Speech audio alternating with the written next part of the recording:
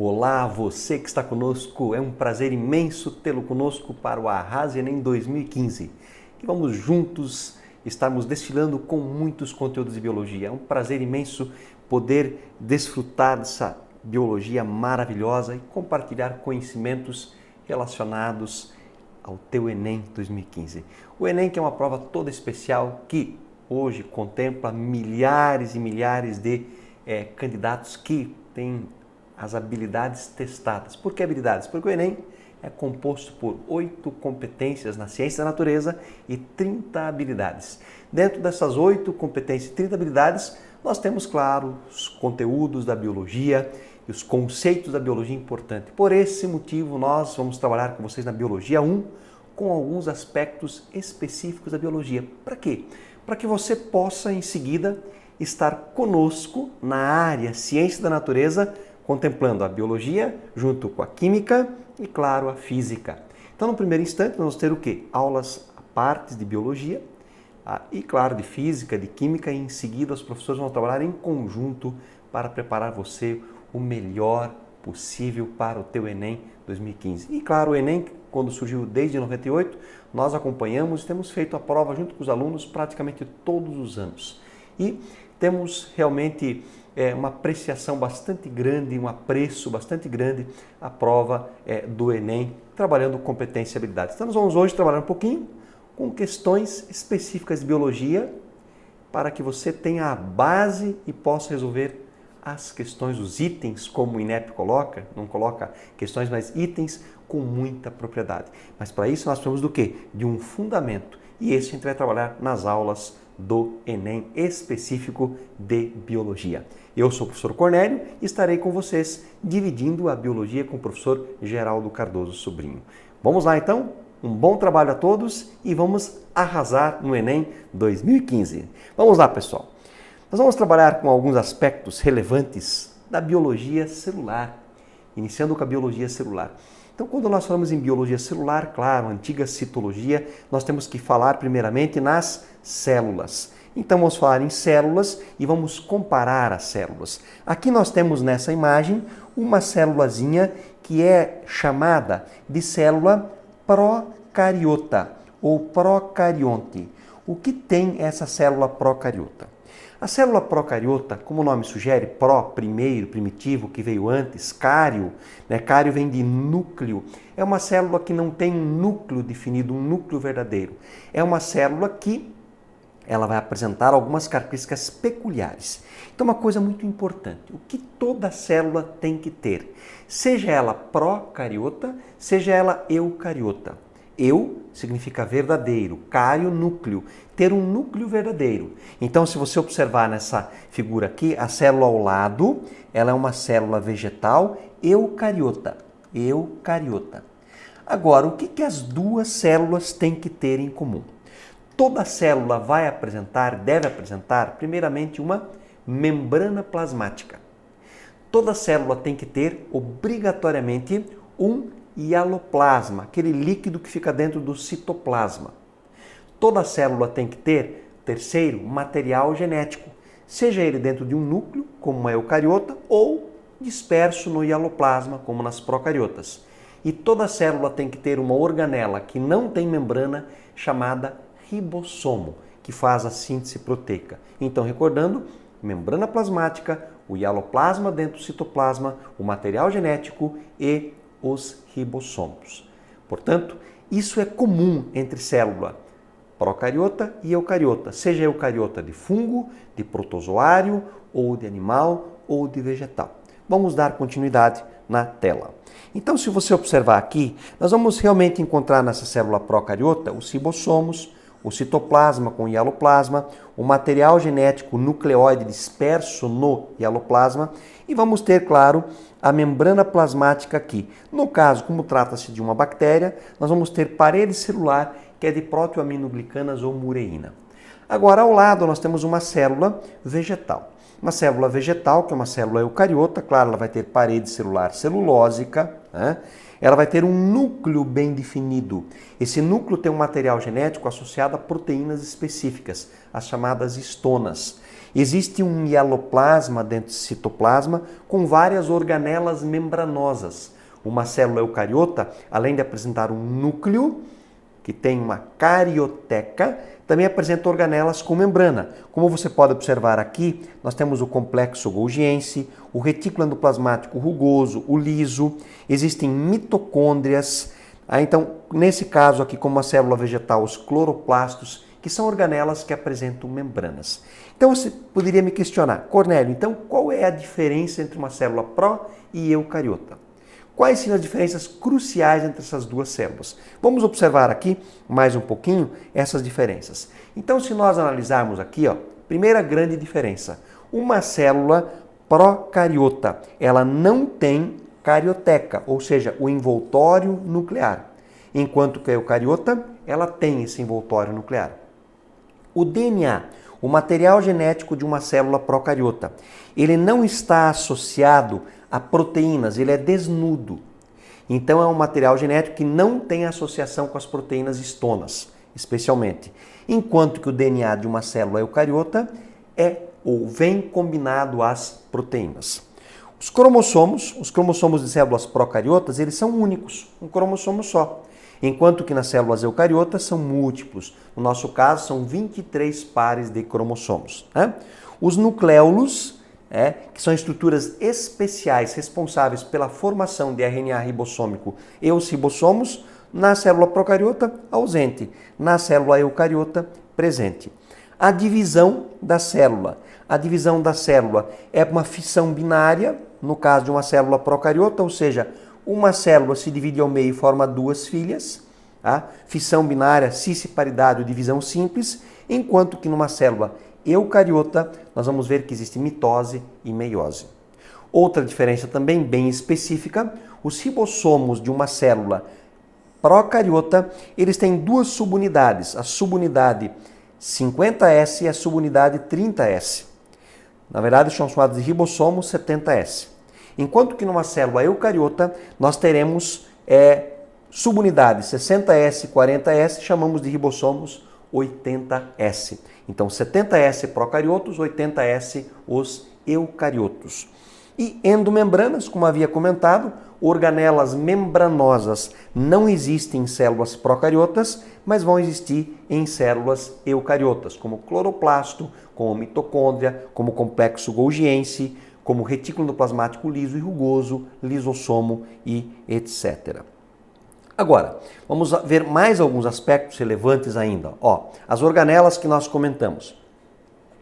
A mitocôndria é uma organela com membrana. Portanto, procarioto, não tem.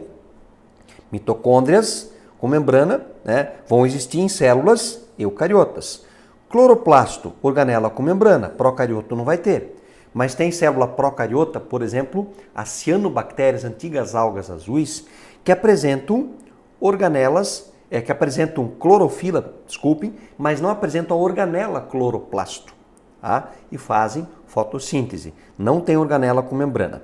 Células vegetais, claro, apresentarão os cloroplastos. A parede celular em procariotos, ela é não celulósica. Como eu falei, de bactérias, ela é de protoaminoglicanas ou mureína. Enquanto que quando existe parede celular em eucariotos, nas células vegetais, por exemplo, ela é celulósica. Quando nós pegamos nos fungos, analisamos nos fungos, ela é de quitina. Portanto, não é uma parede com a mesma constituição de uma bactéria. Esses são detalhes um pouco mais específicos. E outro aspecto, quanto à exocitose e à endocitose, ou seja, jogar para fora aquilo que a célula não quer mais, exocitar, e endocitar, englobar alguma substância para ser comida, por exemplo, para ser digerida, servir de alimento, ou está se defendendo dessa substância, em procariotos isso não acontece. Uma bactéria não realiza isso. Agora, em eucariotos, obviamente, esse processo ele é comum. E o citoesqueleto, formado por proteínas específicas, é típico de células eucariotas, enquanto que células procariotas não apresentam o citoesqueleto. Então essas são as diferenças principais. Na verdade, o mais importante que você tem que lembrar, célula procariota é uma célula que não tem o material genético dentro de um núcleo definido. Não tem núcleo definido. Enquanto que uma célula eucariota tem um material genético dentro de um núcleo definido que é revestido por membrana, que é essa carioteca, que é uma membrana dupla. Ok? Essa é a primeira diferença importante vista na aula de hoje. Célula procariota e eucariota. Quais são as células procariotas? Quais os reinos que tem? O reino monera, o reino protista, o reino fungi, o reino animal e o reino vegetal. Procarioto, só o reino monera, bactérias e cianobactérias. Eucariotos, todos os demais reinos, ou seja, protista, os protozoários e as algas, por exemplo, os protoprotistas, como são colocados hoje, os fungos, os animais e os vegetais. Ok? Esses são os indivíduos que têm células eucariotas e procariotas só o monera. Dando continuidade, vamos lá então? Vamos lá.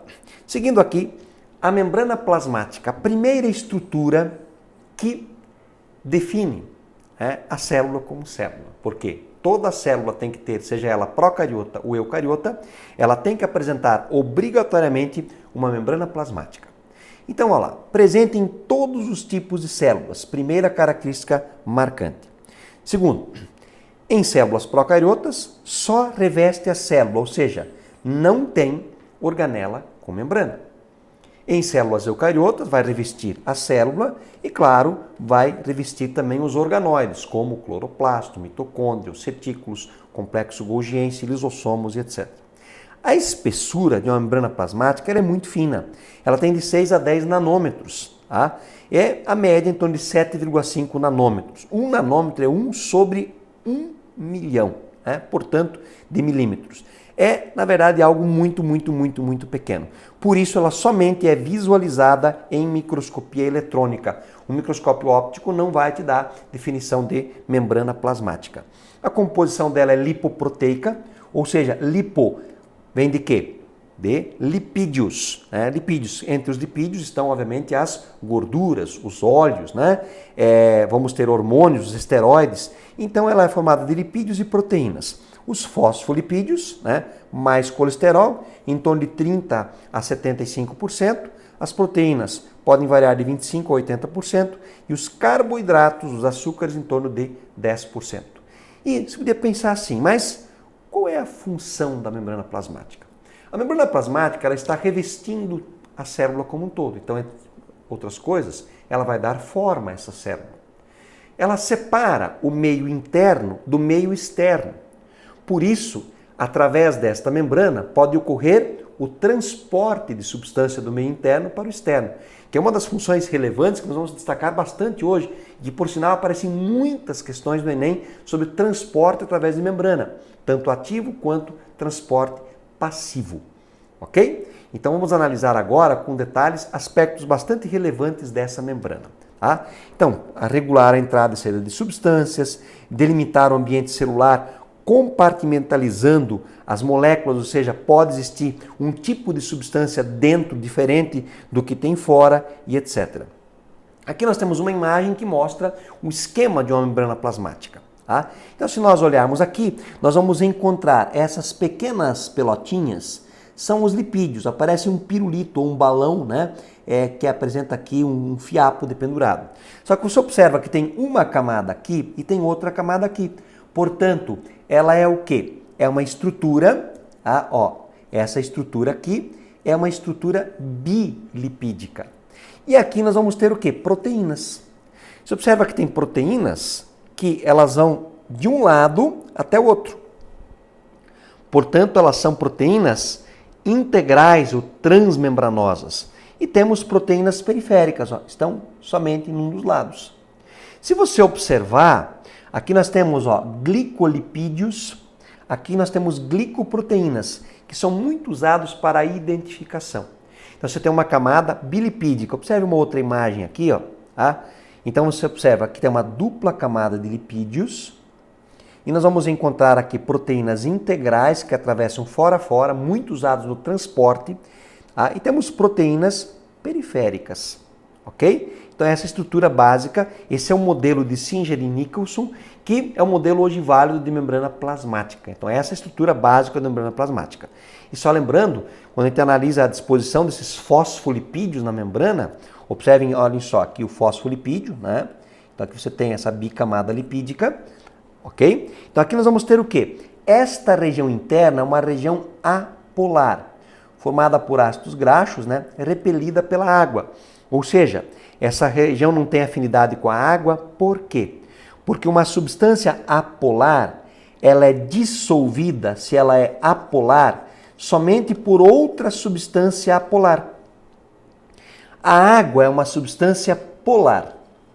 Portanto, polar dissolve polar e apolar dissolve apolar. Então essa parte intermediária, né, é repelida pela água. Aqui nós temos a água representando na parte externa e a parte externa, né, a parte polar dos fosfolipídios, ela é atraída pela água. Então ela é amiga da água, hidrofílica. Hidrofílica, ó, hidroágua, fílica. Então o fílica vem de amigo da água. E a parte intermediária, ela é hidrofóbica, ou seja, medo de água, ok? Então essa estrutura um pouco mais específica. Aqui nós vamos ter algumas especializações da membrana plasmática. A membrana plasmática, por exemplo, ela vai apresentar aqui, ó, microvelosidades que aumentam a área absortiva, muito comum no intestino. Vamos encontrar aqui, ó, uma zona de oclusão que vai selar, ó, isso aqui é uma célula, aqui nós temos outra célula. A região de oclusão, ela vai selar essas duas células para que nenhuma substância aqui, ó, entre com facilidade e essas células não se rasguem também. Em seguida, a zônula de adesão, como o nome sugere, que tem proteínas que fazem a adesão, assim como os desmossomos, da mesma maneira, os filamentos de queratina. E nós vamos ter também junções comunicantes que permitem as trocas, os chamados gap, as trocas entre uma célula e outra. E aqui, os grampos da base, que são os hemidesmossomos, é como se grampeasse essa célula no tecido adjacente. Então, nós temos uma espécie de um grampo que adere a essa célulazinha. Então, são as especializações que a membrana plasmática ela pode ter, claro, para facilitar alguma função. Um gap para o transporte, né? Uma zônula de adesão, né? Obviamente, como o nome sugere, vai aderir à célula de oclusão, impedindo que a célula também se arrebente, se solte e assim por diante. Vamos lá. Dando continuidade, nós vamos verificar que a membrana plasmática ela é semipermeável, ou seja, ela seleciona as moléculas que podem atravessá-la ou não. Molécula, por exemplo, muito grande, ou que tem uma carga elétrica diferente que faz com que ela seja repelida, não vai atravessar e etc. Tá? Então o critério de seleção está baseado aonde? No tamanho das moléculas, na carga dessa molécula para poder atravessar a membrana ou não. Moléculas menores atravessam com mais facilidade, moléculas maiores, claro, com mais dificuldade.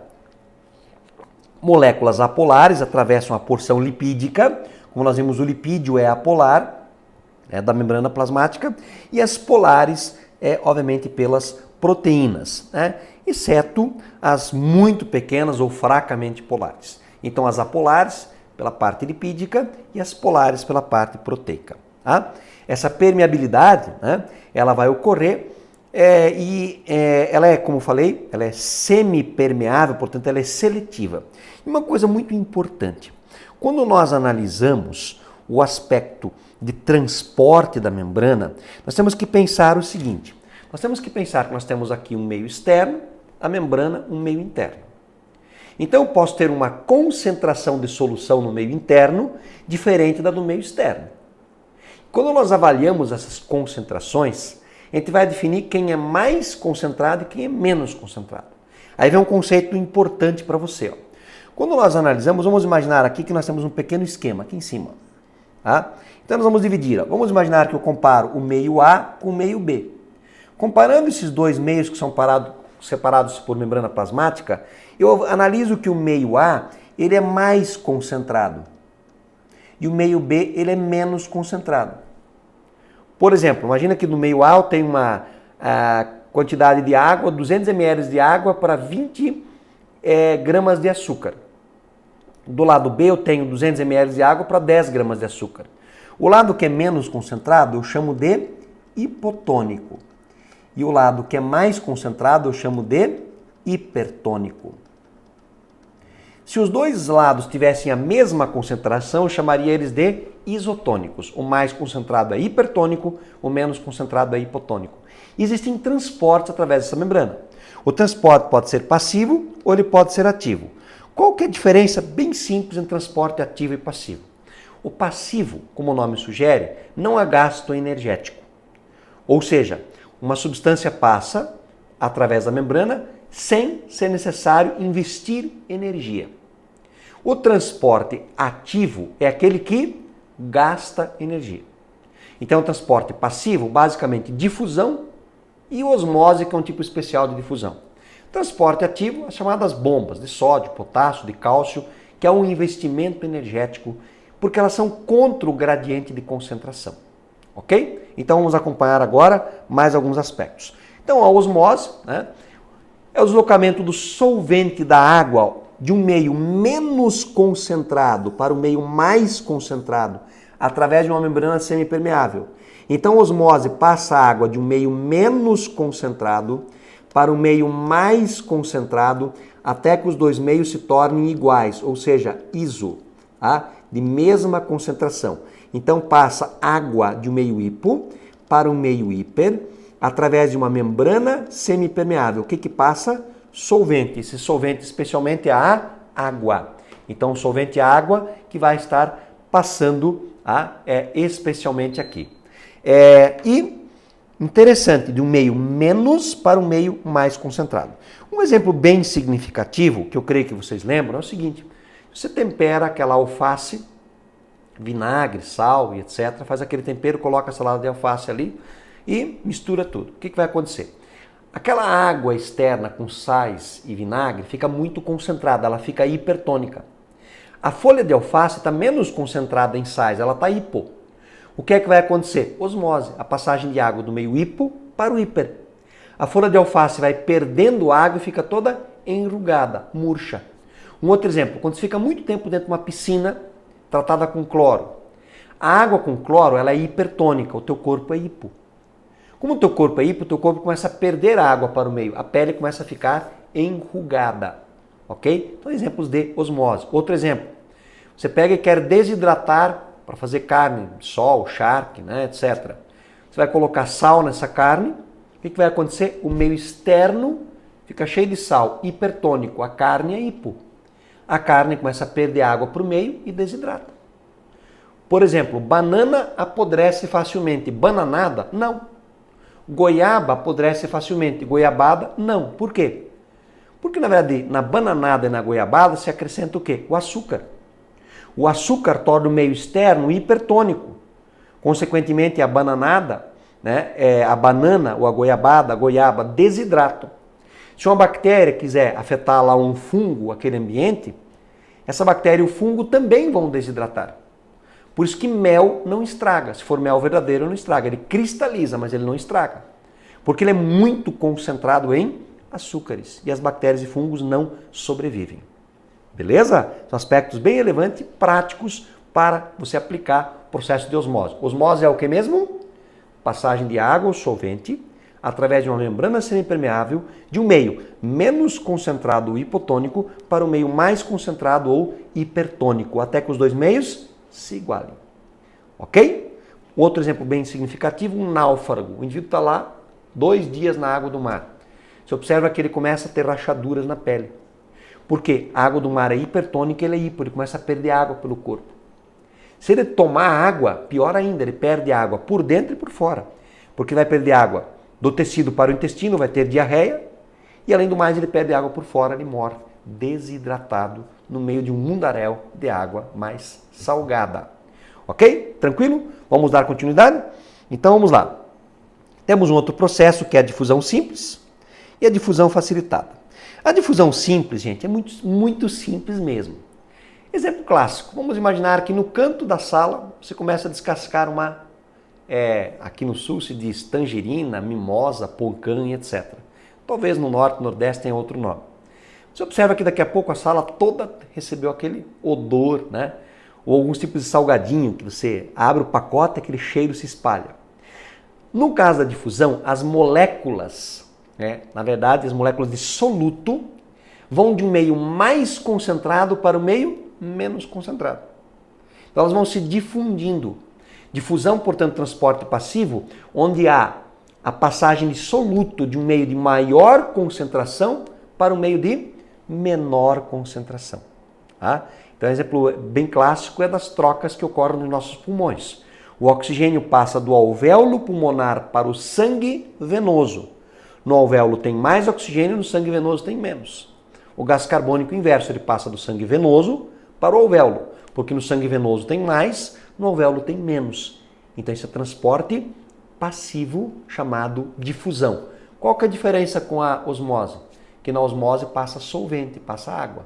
Difusão passa soluto, ok? É como se fosse os sais, como se fossem os açúcares, ok? Beleza? É isso? Ou gases como o oxigênio. E na difusão não há necessidade obrigatória de uma membrana plasmática.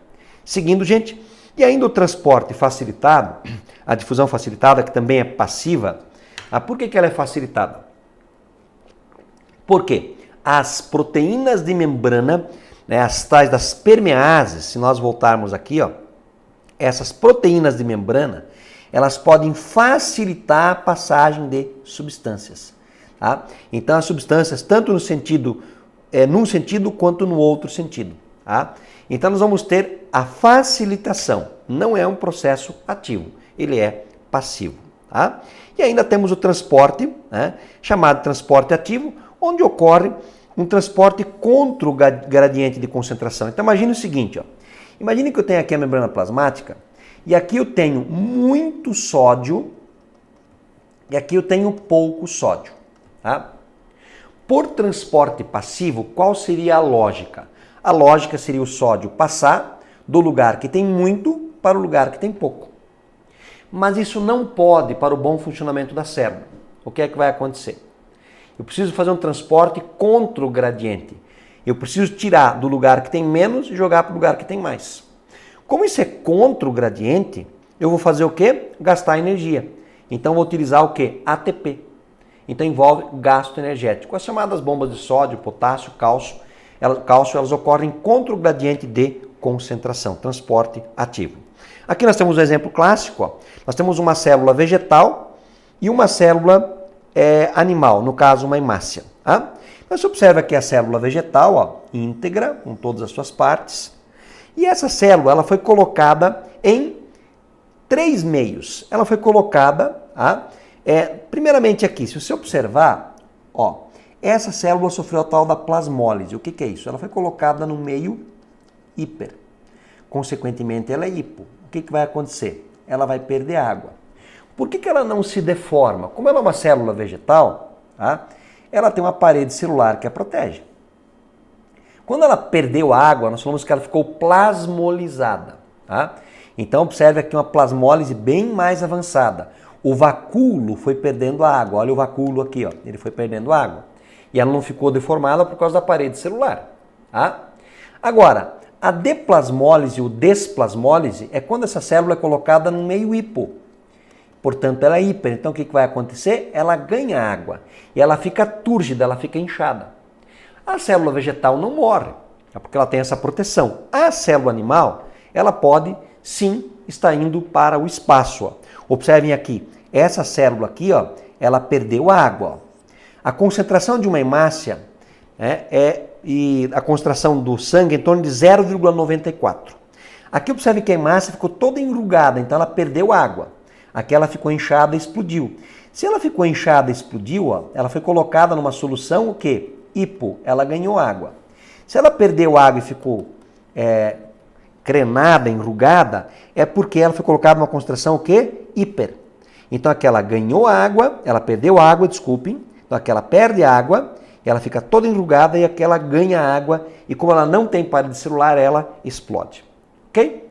Gente, outra coisa ainda, existe a capacidade da membrana plasmática de fazer fagocitose e pinocitose. Qual que é a diferença? Fagocitose é o englobamento de partículas sólidas, enquanto que pinocitose é o englobamento de partículas líquidas. Esse processo é ativo. Eu gostaria só rapidamente, para nós fecharmos, mostrar aqui as organelas que a célula tem e as principais funções que a gente vai discutir no decorrer. As mitocôndrias com função de respiração celular. Os lisossomos com função de digestão. Os centríolos que atuam na divisão celular e também atuam na formação de cílios e flagelos. O complexo golgiense que atua no processo relacionado à secreção e empacotamento. E claro, o retículo endoplasmático, o rugoso, ligado à síntese proteica, e o liso está associado ao processo de síntese de lipídios. Essa aqui é uma célula animal, essa é uma vegetal. Qual a diferença clássica? A vegetal tem cloroplasto, a animal não tem. Outra diferença muito importante, a parede celular de celulose no vegetal, o animal não tem. E da mesma forma podem existir estruturas que permitem as trocas na parede vegetal, que são os plasmodesmos, que uma célula animal não tem.